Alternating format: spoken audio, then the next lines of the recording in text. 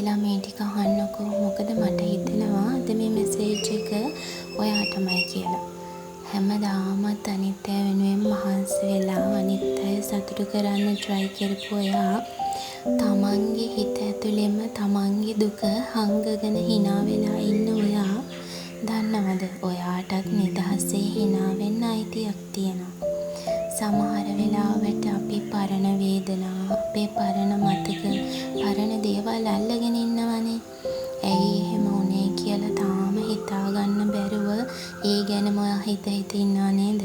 හැබැයි ඒ දේවල් අතාරින්නේ නැත්තම් ඔයාගේ ජීවිතේට අලුතෙන් blessings එකතු වෙන්නේ නැති වෙනවා. ඔයාගේ ජීවිතේට අලුතෙන් blessings වලට එන්න ඉඩක් නැති වෙනවා. මට පේන විදිහට ඔයා ගොඩාක් කාලෙක ඉඳන් හිත ඇතුලෙන් හෙම්බත් වෙලා ඉන්නේ. ගොඩාක් හිත මහන්සි කරගෙන ඉන්නේ. ඉතින් ඒත් මේ කාලේ ඔයාගේ ජීවිතේට slowly change එකක් වෙන්න පටන් ගන්නවා. හිතේ නිවෙන message එකක්, good news එකක්. එහෙම නැත්නම් ඔයාට පොඩි මුදල් වාසියක්. එහෙමත් නැත්නම් ඔයාගේ හිත සතුට කරන අලුත් ආරම්භයක් ජීවිතේ.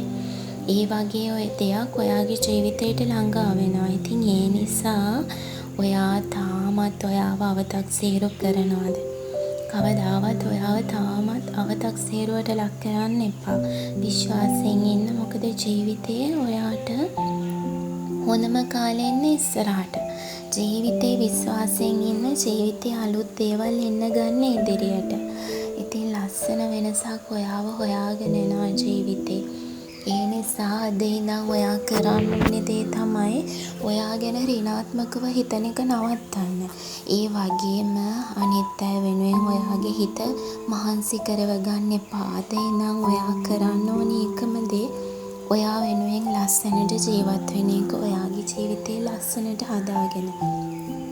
හොඳට මතක තියාගන්න ඕන එකම දේ තමයි ඔයා ධනාත්මකව හිතන හැම වෙලාවකදීම ඔයාගේ ජීවිතේට ලස්සනට ඔයාගේ ජීවිතය ඇතුළට blessings ගලාගෙන එන්න පටන් ගන්නවා.